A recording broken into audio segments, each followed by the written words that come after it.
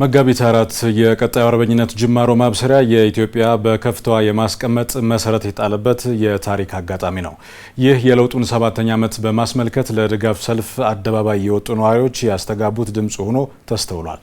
ከሸገር ከተማ አስተዳደር የተለያዩ ከተሞች የተውጣጡ ዜጎች በለገጣፎ ለገዳዲ ከተማ በመገኘት የድጋፍ ሰልፍ አካሂደዋል። ሁነቱን የተከታተለው ባልደረባችን ሚኪያስ አለሙ በሰልፉ ምን ሁነቶች ነበሩ የሚለውን ሊነግረን እዚህ ስቱዲዮ ይገኛል። ከሱ ጋር አጠር ያለ ቆይታ እናደርጋለን። ሚኪያስ እንኳን ደህና ቆየኝ። አስሚ እንግዲህ ይህንን ታሪካዊ አጋጣሚ የሚዘክር ሰልፍ ሲካሄድ በቦታው ተገኝተ ነበርና ምን አስተዋልክ? ምን መልእክቶች ተላለፉ የሚለውን ብናይ።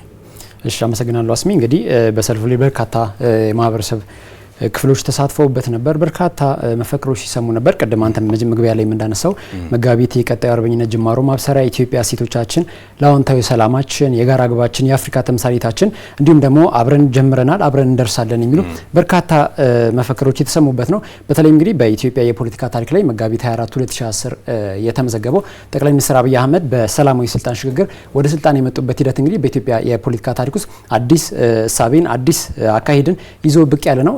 በርካታ ስራዎች ተሰርተውበታል። ኢኮኖሚያዊ፣ ፖለቲካዊ ዘርፉ እንዲሁም ደግሞ በበርካታ ዘርፎች ላይ አመርቂ ውጤቶች የተመዘገቡበት ነውና ህዝቡም እንግዲህ ይህን ምክንያት በማድረግ 7ኛ ዓመቱ ላይ ደርሷል። ይህን ታሳቢ በማድረግ ወደ አደባባይ በመውጣት ለለውጡ ያለውን ድጋፍ ለውጡ ላይ ያለውን እምነት ለማሳየት በተሰባስቧል ማለት ነው። በተለይ እኔ የተገኘሁበት ሁነት የሸገር ከተማ አስተዳደር ነዋሪዎች የተውጣጡ በለገጣፎ ለገዳዲ ተገኝተው የድጋፍ ሰልፉን የድጋፍ ድምጽ ያሰሙበት ነበር ማለት ነው። በተለይም በድጋፍ ሰልፉ ላይ እንግዲህ የኦሮሚያ ክልል የአፈጉባኤ የጨፌ አፈጉባኤ የነበሩት የሆኑት ሳዕዳ አብዱራህማን በስፍራው ተገኝተው ነበርና ኢትዮጵያ በተለይ ክብሯን እንድመጠን በልኳ ማስቀመጥ እንዲቻል የለውጡ ኃይል ሲተጋ እንደነበረ ይህም ደግሞ አመርቂ ውጤት መመዝገቡን አንስተዋል። ይህም ለማሳያነት በተለይም ደግሞ የኢኮኖሚ መሻሻያ ሲደረግ በርካታ ለውጦች አሁን እያየን እንገኛለን። እንዲሁም ደግሞ በቱሪስት መዳረሻ ስፍራዎችን በማስፋት የውጭ የጎብኚዎችን ቁጥር ማሳደግ እንዲሁም ደግሞ የገቢ ምንጭንም በዛው ልክ ማሳደግ ሲሰራበት የነበረው ነው። ሌላው ደግሞ የፖለቲካ ዘርፉ ላይ ነው። የፖለቲካ አካታችነትን የተገፉ የነበሩ ወደ ጎን የተተው የነበሩ አካባቢዎችን ወደ ማዕከል በማምጣት የፖለቲካ ተሳትፏቸው እንዲያድግ ማድረግ አንዱ የለውጡ ትሩፋት ነው ተብሎ ሲነሳ ነበር ማለት ነው። እንግዲህ በአካባቢው በሰልፉ ላይ ሲታደሙ የነበሩ ካነጋገርናቸው እንግዲህ የተነሱ ሀሳቦችን እንድንከታተል በተለይ ለውጡ አዲስ እሳቤን ያስተዋወቀ ነው የሚል ከታዳሚያን የተነሳ ነበርና በዚህ ጉዳይ ላይ ተከታትለን እንመለሳለን።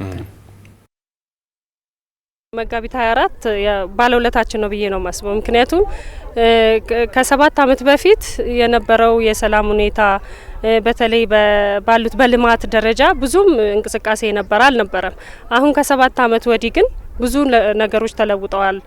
በመሰረቱ ብልጽግና ፓርቲ ወይም መንግስት ፓርቲያችን ሲመሰረት ወይም መንግስታችን ዶክተር አብይ አህመድ ወደ ስልጣን ሲመጡ የራሳቸውን ፍልስፍና ይዘው ነው የመጡት። የመደመር ሂሳቤን ይዘው ነው የመጡት። መደመር በራሱ ብሔር ብሔረሰብን ህዝብን አቅፎ ቋንቋን በአንድነት የሚያምን ነው አቅፎ ነው የጀመረውና ያ ደግሞ ለለውጡ ትልቅ ነገር ነው ብዬ ነው ማስበው። ህዝባችን ከመንግስት ጋር መሆን አለበት፣ ግዴታ ነው። ምክንያቱም የሀገራችንን ሰላም ለማስቀጠል የሀገራችንን እድገት ለማስቀጠል መንግስት ያለው የራሱ አመለካከት በራሱ ከህዝብ ጋር ነው የሚንቀሳቀሰውና ህዝብ ደግሞ ከመንግስት ጋር ሆኖ ይሄ ለውጡን ማስኬድ አለበት። ድጋፋችንን ሰላማችንን መጠበቅ ነው። ከጎናችን ያለውን ህዝብ መጠበቅ ነው። ወተን ልማቱ ላይ መሳተፍ ነው።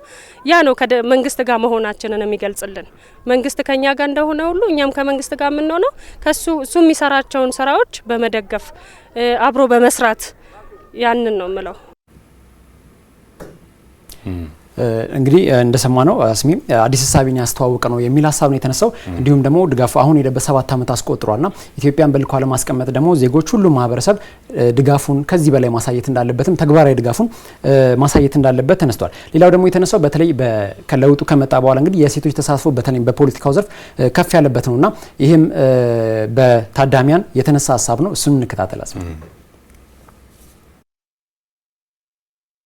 ስልጣን ላይ ያሉትም ብዙዎቹ ሴቶች ናቸው። ሴቶች ደግሞ መሰረት ናቸው። ሴቶች ሁሉ ነገር ውስጥ ከሌሉ ምንም የሚበረታታ ነገር የለም። እሱም ብልጥ ነው። ለዚህ ነው ሴቶቹን ብዙ ነገር ቀኝ እጅ አድርጎ ግራ ሳይሆን ቀኝ እጅ አድርጎ ነው ሴቶቹን አቅፎ እየሰራ ያለው። ለዛ ነው ውጤታማ የሆነው። አንድ መንግስት ብቻውን ውጤታማ አይሆንም። ህዝብ ነው። ህዝብ ደግሞ ከሴት ነው የሚጀምረው። ስለዚህ ሴት በመሆኔ ደስተኛ ነኝ። እኔም ደግሞ የዛ አካል ተጠቃሚ ነኝ ማለት ነው።